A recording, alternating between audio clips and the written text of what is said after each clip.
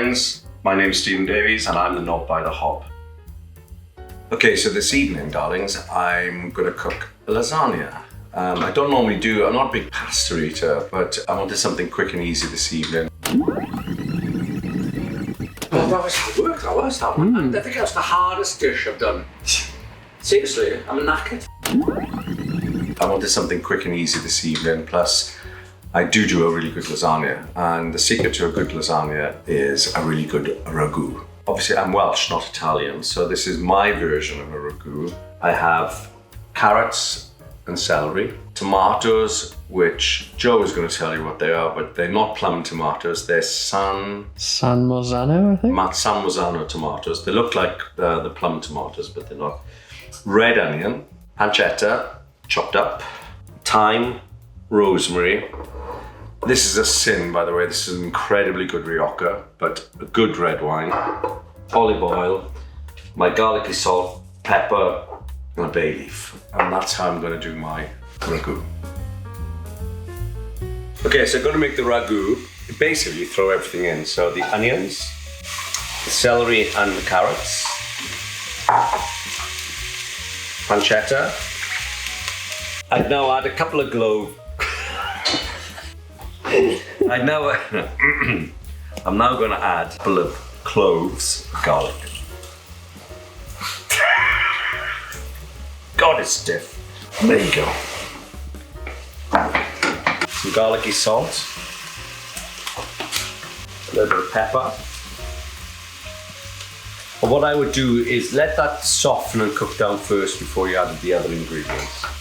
So what I'm going to do is I'm going to let that cook down for a good 20-30 minutes. I mean, some Italian recipes, they literally leave it for like 24 hours to simmer and cook it. The longer you leave it, to be honest with you, the better.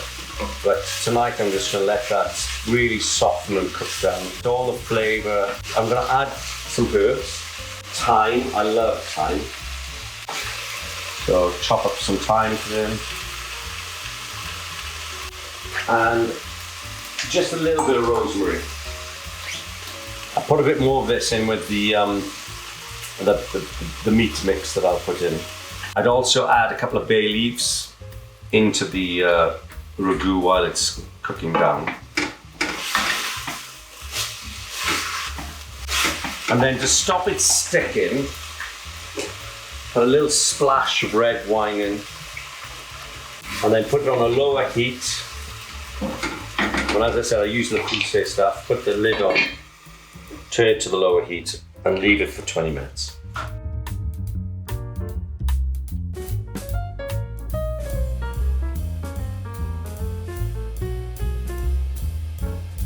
So to the ragu, as it's cooking down, I'm going to add some tomato puree. Just a, tablespoonful.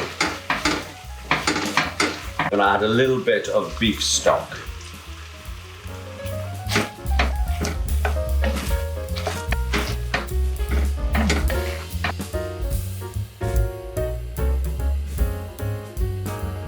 Okay, so the meat mix I use, obviously is pancetta in with the ragu, and then I use pork, equal measures of pork and beef mince.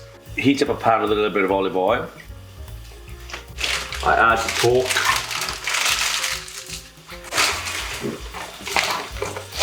And beef mince. Break that down. Just brown it off a little bit. Sometimes I get the butcher to already make it up for me, but today I just got these from Waitrose, so I find it's a nice mixed pork and beef. Don't ask me why, but if you look at a lot of lasagna recipes, they often mix the two meats together. There's obviously a reason, but is the pork like a bit fatty? I think. Well, the funny thing is the beef this time the beef has got a bit more fat than the pork. I don't know. I think it's just. You're right, though. I think it's something to do with the fat content. I'll put a little bit of pepper. I always brown off the. Some people don't, but I think it tastes better if you've browned. At least cook the meat through a little bit first before you add the ragu. And we add the tomatoes to this. Not in the, we don't put the tomatoes in the ragu, we add the tomatoes to the beef and pork mix. The reason why I don't put it, as soon as you put liquid in, it seems it cooks a lot slower, so just keep the meat in there first. As you can see now, the meat is browning off. I'll add a few more herbs. It's thyme and rosemary. Just put a few herbs in. And also at this point, I put a little splash of full fat milk in. When I try to put these little recipes together, I always like look at a combination of my own recipe and then look at anything else. Like, that's interesting, let's stick that in. So there you go, the meat now is good. So we'll add the tomatoes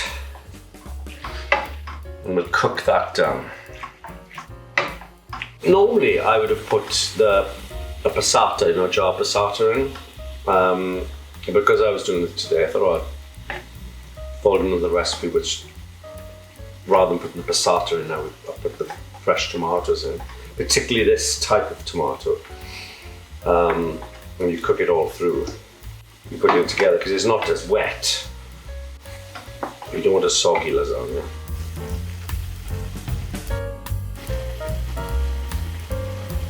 So now I'm going to just add the beef and the tomatoes to the ragu.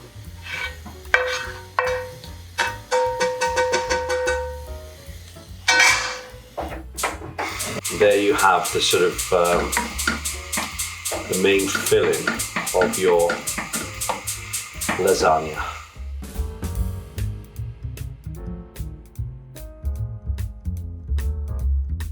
So we've got the actual meat filling with the ragu all mixed together, and now I'm going to do the bechamel sauce.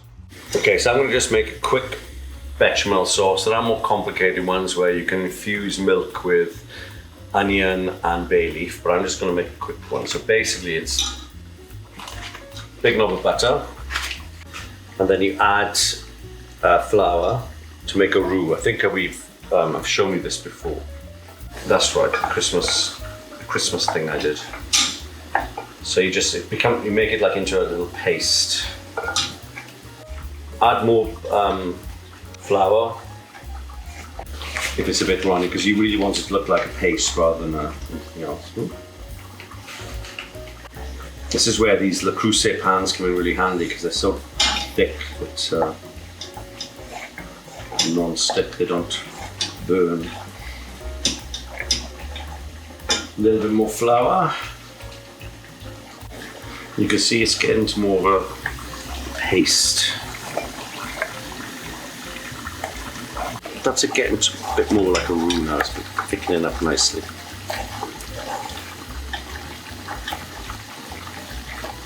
Needs to be slightly thicker than that, not much more, but a little bit more.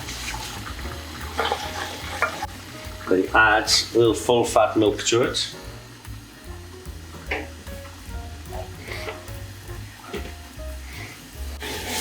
You see how it's now going into a paste? There we go. So now you keep adding the milk.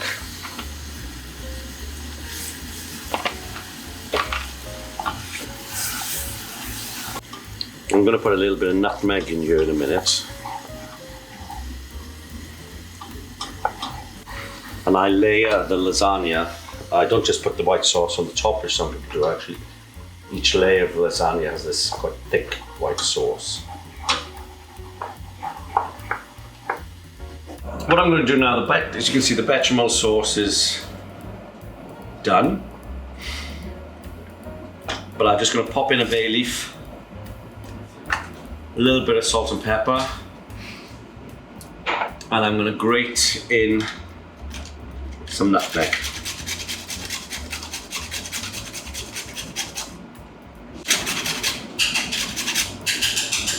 There you go.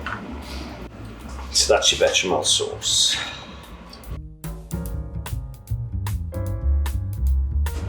So I'm going to assemble the lasagna now. Now I've got a kind of a weird way of doing it. I like to layer the meat, the bechamel, and the pasta, and also I put a bit of spinach in because I don't like having a side with lasagna. I always think it just needs to be on the plate in its own. So I always like to have a bit of green in my diet. So I always put a little bit of a layer of spinach on as well. So this is how it goes. So put some sheets down first. Try to be quite generous with the pasta because there's going to be a lot of meat here. And then I cover that with meat, with the meat sauce.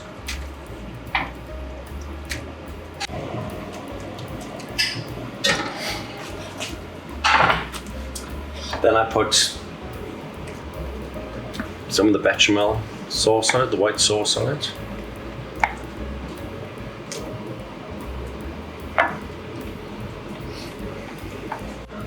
Sprinkle of Parmesan.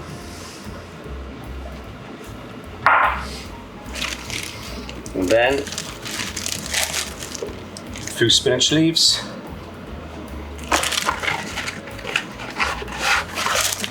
And then the next layer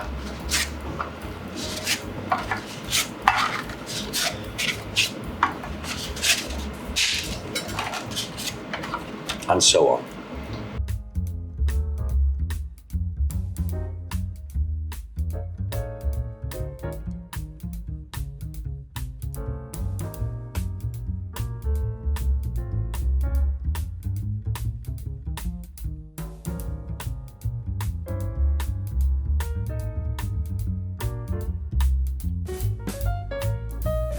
With the final one, and then after this, then I put another layer of pasta, white sauce,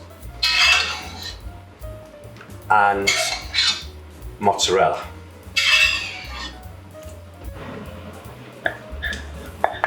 So now just with what's left of the bechamel sauce, keep enough so you can spread it right over the top.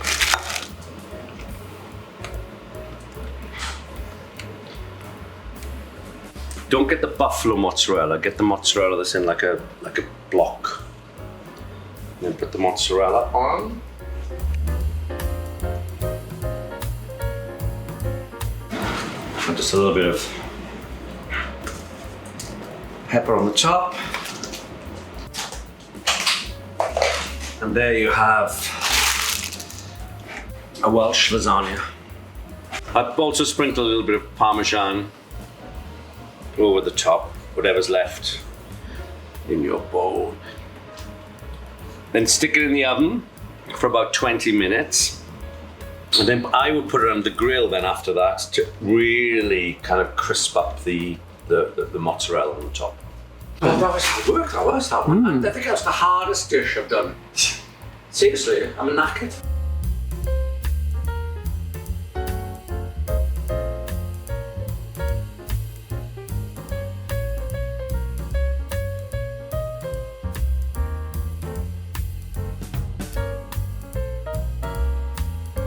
Okay, so this evening I put an awful lot of love into this because the people that are eating it, I'm exhausted. So enjoy my fabulous lasagna.